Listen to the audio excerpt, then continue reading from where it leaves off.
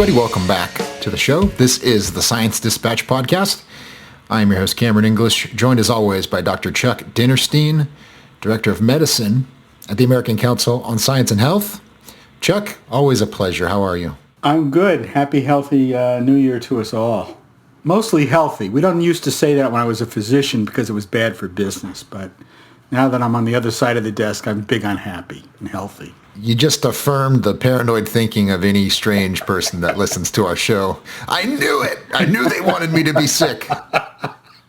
Look, it is a revenue stream. You have to be honest. I'm sorry. Hey, if I may say, you're looking a little svelte over there. It looks like you're already getting in shape for the new year. Ozempic, you know. We're out here about month 5 or 6. So, well, congratulations on your health improvements. It's a very big deal. So exactly. Good for you. Okay. Well, we've got a story to discuss, as we always do.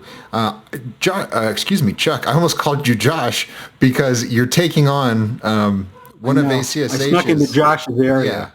Yeah. This gentleman is a favorite punching bag of our colleague, Dr. Josh Bloom. Of course, we're talking about Dr. Andrew Kolodny, who is at Brandeis University. And I don't know how to put it, Chuck. He's one of the masterminds, I guess you could say, behind this push against prescription opioid use, whether it's helpful or not. The term is thought leader. Thought leader, of course. So we're going the LinkedIn way. Okay, thought leader it is. He's a thought leader on this. And the problem, and I was writing about one of his editorials.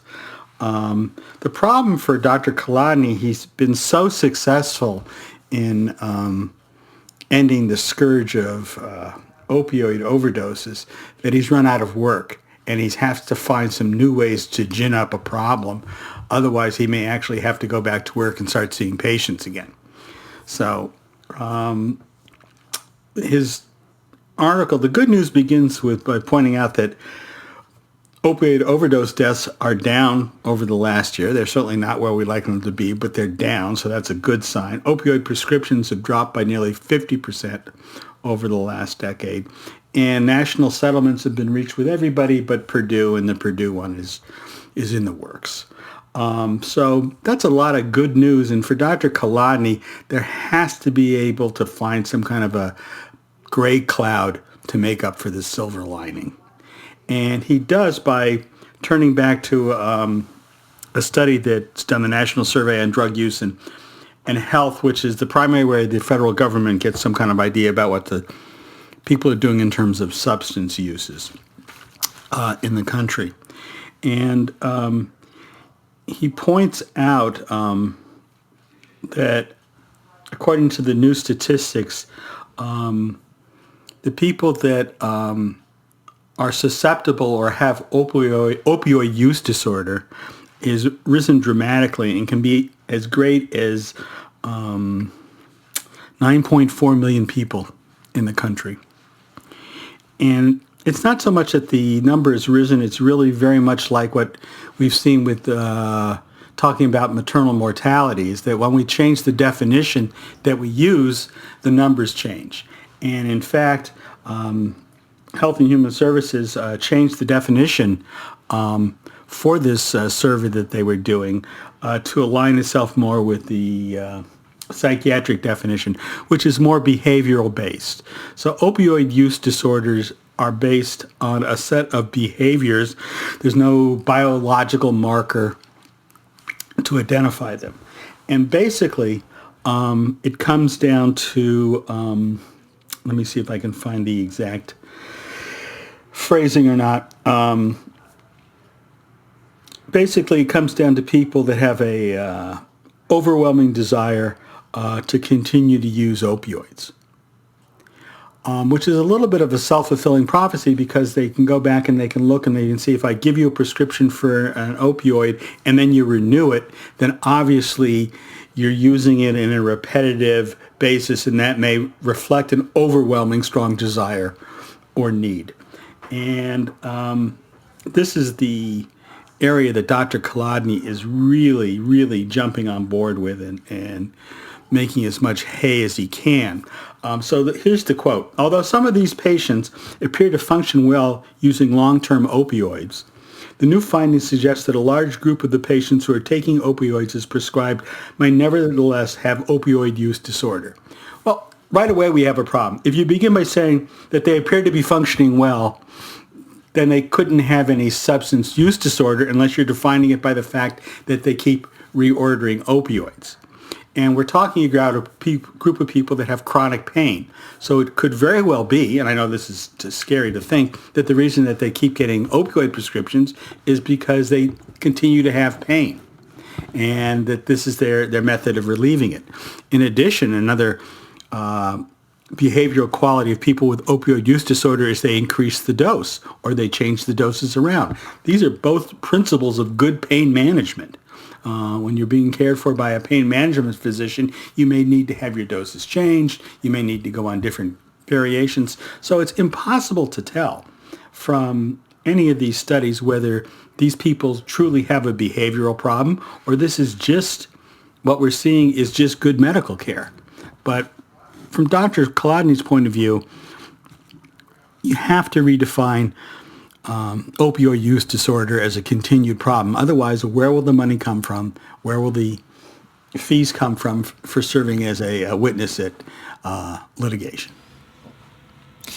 So much to get into here. One thing I find fascinating and a bit frightening is that if we applied this to other areas of medicine, I think we would see how absurd it is.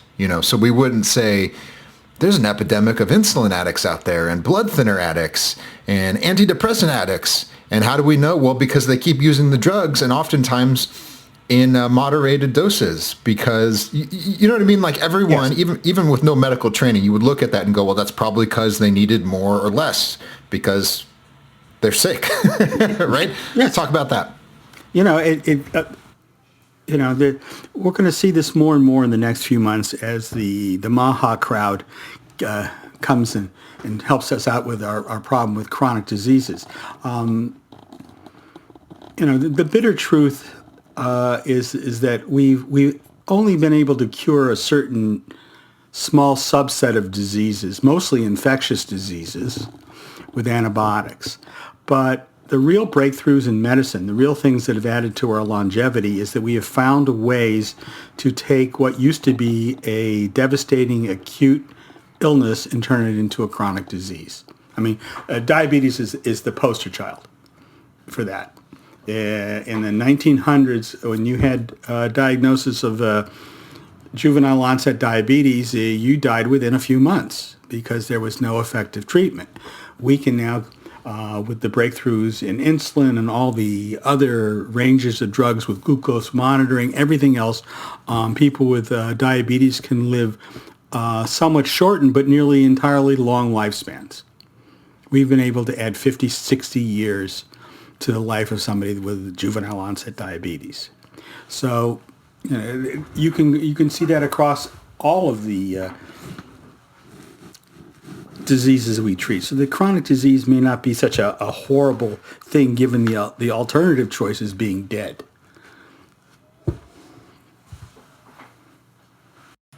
It's really remarkable. I mean, I remember I went to an optometrist a while back, older gentleman by most standards, but he said even when he was training, you would see with diabetes, and the only thing he could do was say, you're going to lose your eyesight, just get ready.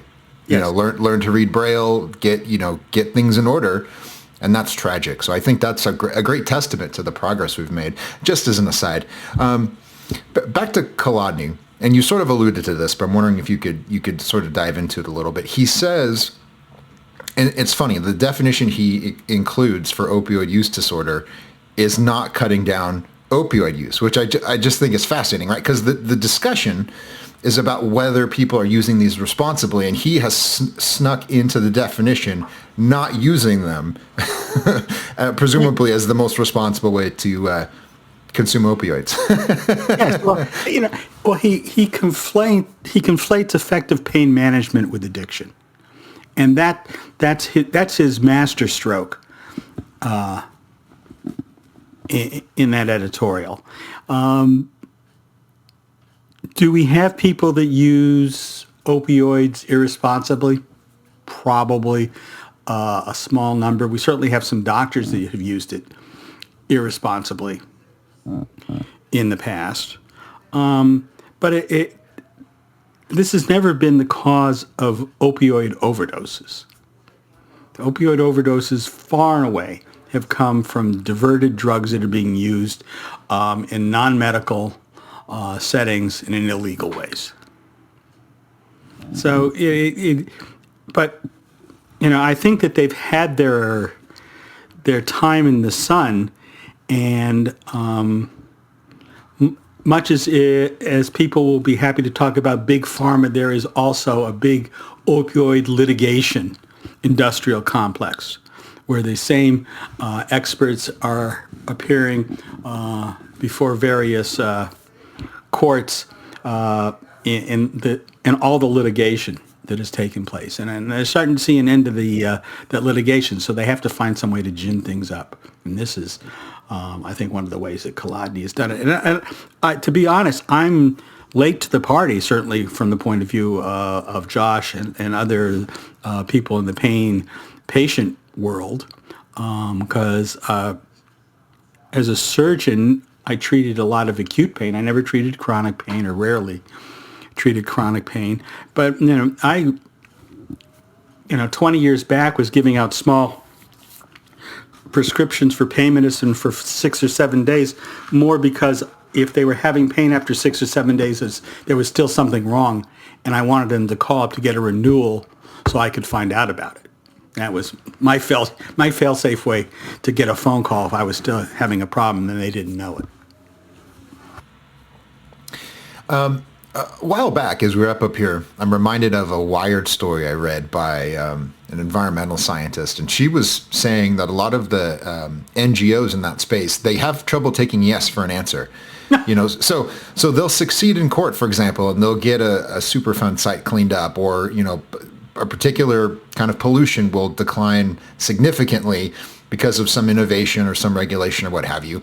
But these groups just recircle and they go, the world is about to burn tomorrow. And you know what I mean? So they just pick up the crusade and they adjust somehow. And that seems to be what he's doing, and what a lot of people in the health and science world that work on the policy side do, is they just change a definition, or they just reframe the discussion, and then they've got another 10 years of work. Do you think Yes. that's possibly, I don't know, I'm sure he's got the purest of motives, but you think that might be influencing this editorial They a little keep bit? moving the goalpost. And in fact, I've been doing some reading lately about the ethics behind precision medicine, and a lot of what we talk about in terms today of precision medicine is areas of risk reduction. How can we reduce the risk of chronic disease, more specifically? And the interesting thing about that is that you can always reduce the risk more.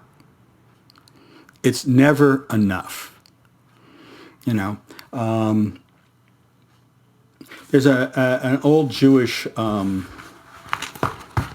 prayer at the time of Passover about Dayenu. It would have been enough. If he had brought us out of Egypt and made us wander to the desert, it would have been enough. If he had stopped wandering the desert and he had settled us in Lebanon instead of Israel, it would have been enough. That kind of thing. It's never enough for a lot of these organizations that are centered around ways to reduce risk, because in reality, there's always going to be some risk. True enough. And what I find so funny as a parent of young children, I'm one of the targets of this stuff, and I'm inoculated 10 times over, just given my experience. But there's real things to worry about, people, right? Car accidents and wildfires. Like, there's stuff out there that can really complicate your day. So don't, right? Enough of this, right? Microplastics and opioids for sick people. It's just like, find a real thing, right? Find something real. there's enough problems in your neighborhood that you can address without having to worry about some of these other issues. But they find, but it makes great press, and it goes to court, and it can generate a lot of money. And the parasitical machine turns on. Here we go. Always and always and always, the lawyers got to make their fees. All right, everyone. Well, welcome to 2025. As you can tell, not much has changed recently in the world of science and health as far as we're concerned. At least for us two. It is what it is, man. So yeah, okay. Well, thank you for joining us as always. Follow us on X. It's at ACSH.org. I am at CamJEnglish. We welcome your questions, your comments, as long as you're not terribly offensive. We can put up with some abuse, but there's a line. It might be arbitrary at times, but just be as respectful as you can, and we'd love to interact with you. Go to our website, acsh.org, punch in your email address. We'll send you the stories that we publish. The ones you read are typically the ones that we talk about here on the show. And with that, we'll see you next time.